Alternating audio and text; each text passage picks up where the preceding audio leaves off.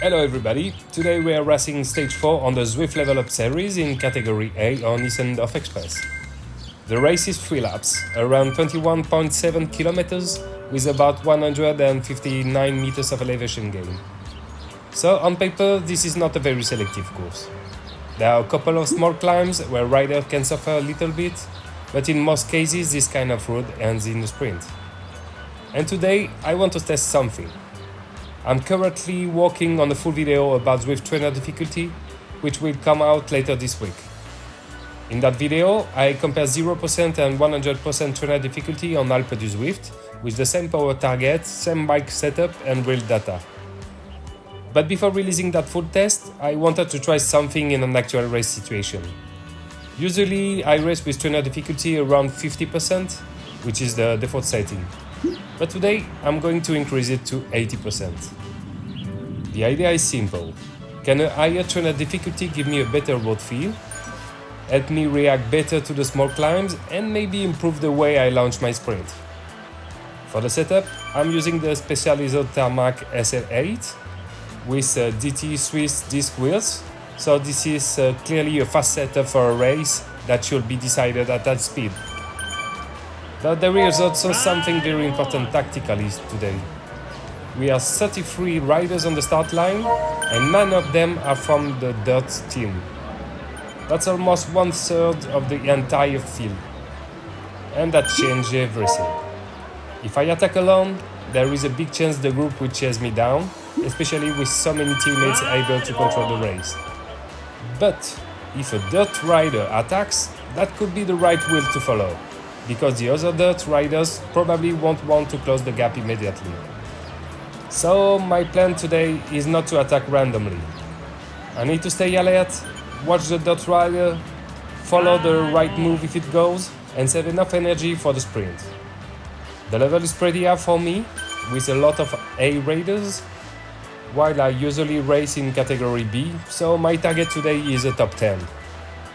Can 80% trainer difficulty help me feel the race better and fight for the sprint? Let's find out. As you can see, from the beginning of the race, the pace is fairly calm. The peloton is rolling at around 49 km per hour, so it's still fast, but we are also on the slight downhill section. For now, the goal is simple. Stay sheltered in the wheels and observe the race. In my opinion, until we reach the first climb, there is no real need to take any risk. Everyone looks focused, and we can clearly see that the dirt rider in the orange jersey are very present near the front. In fact, one of them is setting the pace at the front of the race. So, the main thing right now is to watch those orange jerseys from the dirt team. If an attack comes, there is a good chance it will come from them. The other riders without teammates, like me, probably won't dare to attack too early.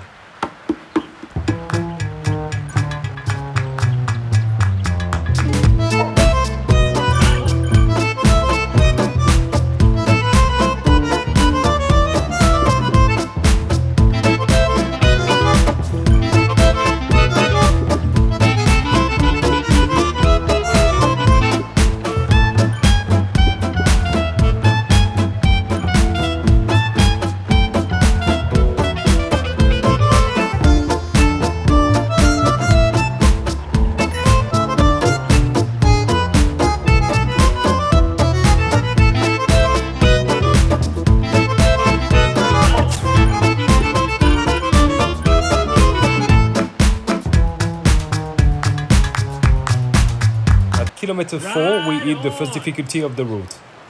And as expected, the pace starts to increase a little.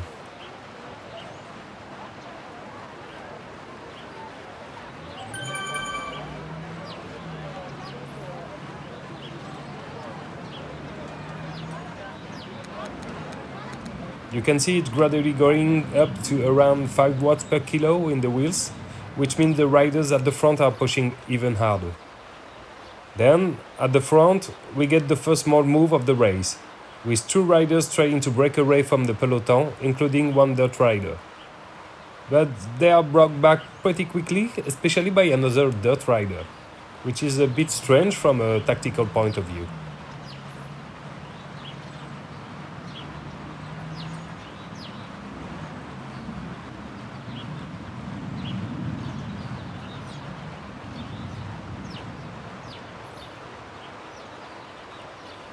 In the end, at the top of the climb, the peloton is still together. Nobody has been dropped, even if the group has stretched out a little. And you can feel that these small climbs are starting to hurt some riders. For me as well, it wasn't completely easy. My heart rate went up to almost 180 beats per minute, but for now it was still manageable.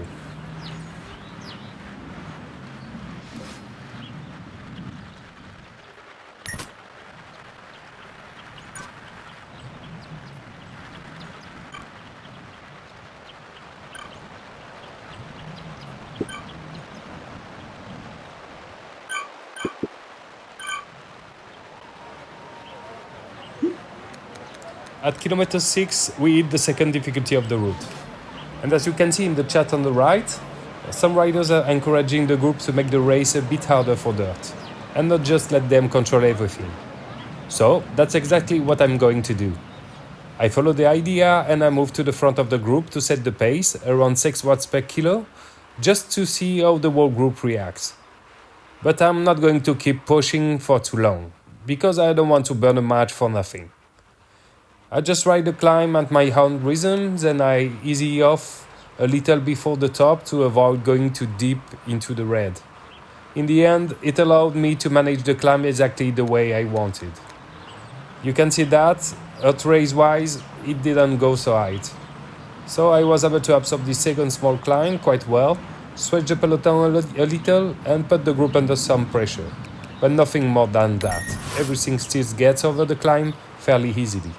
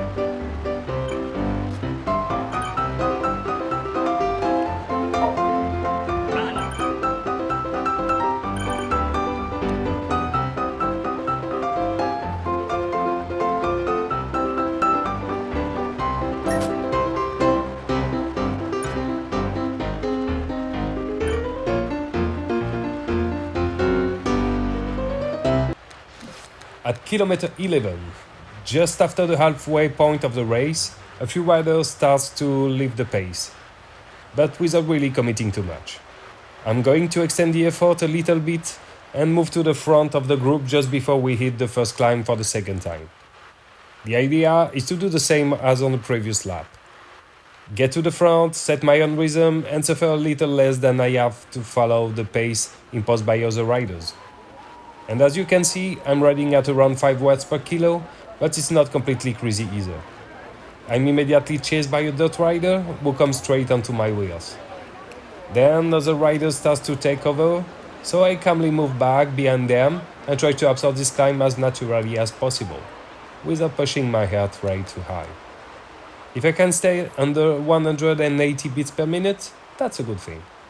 My heart rate is rising gradually, but it's still under control. This climb is fairly well managed. And we reach the top with a group that is still quite large. Everyone has been able to follow pretty easily, even if the legs are probably starting to feel the effort now.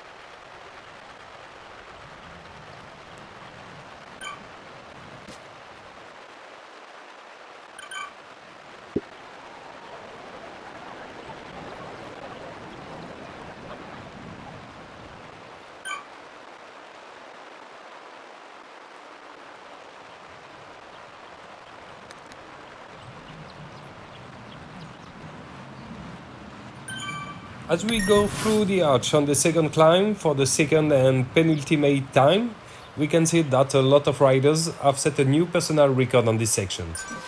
That clearly shows that we went up pretty hard. But after this climb, my heart rate is still relatively low, about 170 beats per minute, which tells me that I'm feeling pretty good today. And maybe there is something to play for this race.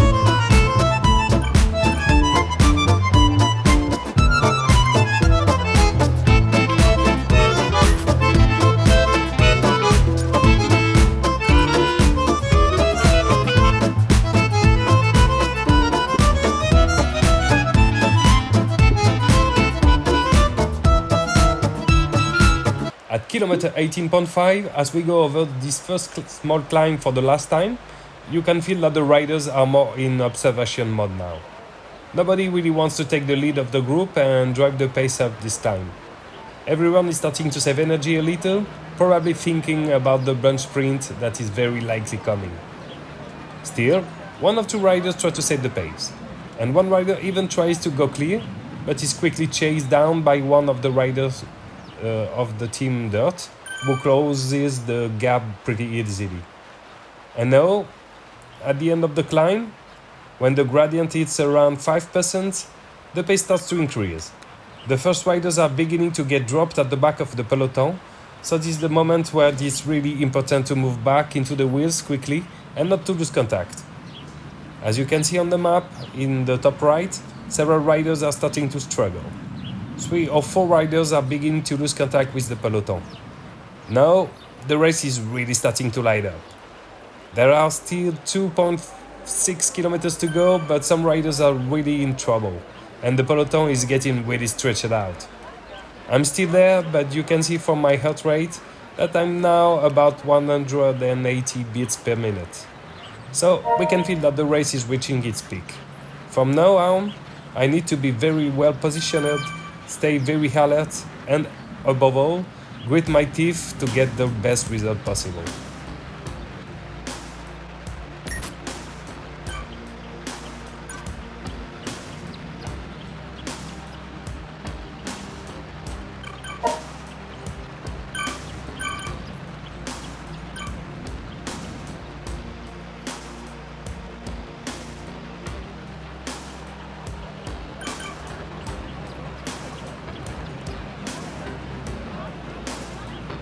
At kilometer 20.5, with only 1.2 kilometers left to the finish, we hit the final difficulty of the route.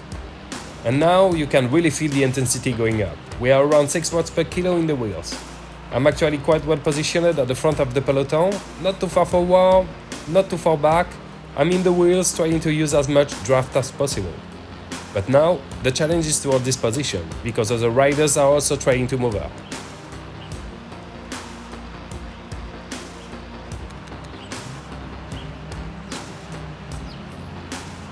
One rider has managed to open a small gap as we go under the arch of the final climb. Some riders are already starting to launch a sprint on the side. I'm in 8th positions now, then 9th. And from here, nobody is going to switch off until the line. There are still 700 meters to go.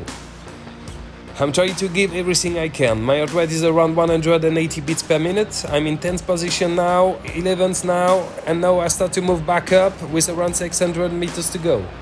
My heart rate is still climbing, 180, 181, 184 BPM. I'm trying to keep the power as steady as possible and not to come to the front too early before launching my sprint. Luckily, Steven the Canadian rider launched his sprint. Then Nabe, the Japanese rider, goes from very far out, pushing over 10 watts per kilo. I launched my sprint too, trying to place myself as well as possible on the wheels. But very quickly, I get passed by the other riders behind me who are putting out much more power. I try to hold the highest power I can all the way to the line, but in the end I get overtaken by the last two riders coming fast from behind. And I finish at the 8th place. So in the end, this race went almost exactly as expected. On a route like Issendorf Express with only a few small climbs and a very fast finish, it was always going to be difficult to avoid a bunch sprint. There were a few accelerations, a few small moves, and some riders gradually got dropped on the climbs, but not real attack was strong enough to change the race. The win goes to Takanabe with a very strong sprint from far out. Huge congratulations to him because launching that early and still holding onto the win is really impressive. Behind him, Luis Franco takes 2nd place. Kazuo Kazupe Rafael Bamos finished 3rd. Then Donald Kirk takes 4th. William Willie Mack 5th. And Nakajima 6th. Oliver Vincent 7th. I finish 8th. Just ahead, Raj Sivam in 9th. And Rich Klepas from Dirt in 10th.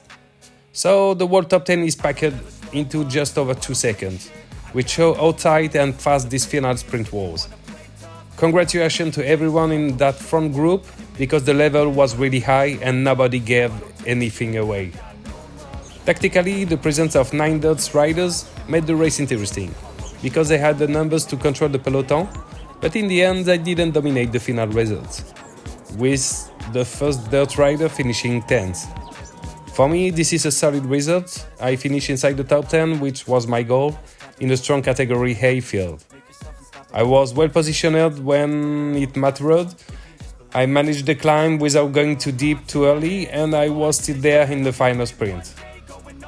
I just didn't have the same top hand power as the strongest sprinter in the last few meters. And about the 18 trainers difficulty, it definitely made the race feel more connected to the road compared to my usual 50%. The small climbs felt more reactive. I had to pay more attention to the terrain and I think it helped me manage the rhythm a bit better. Did it magically improve my sprint? Probably not. But it did make the race feel more natural and more realistic. And if you want to understand more about what trainer difficulty really changed on Zwift, I'll publish a full test this Sunday, comparing 0% and 100% on Alpe du Zwift with the same power target. Same watts, same climbs, but completely feeling different.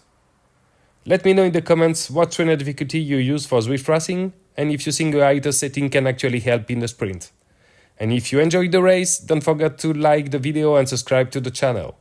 Thanks for watching, and I see you in the next one.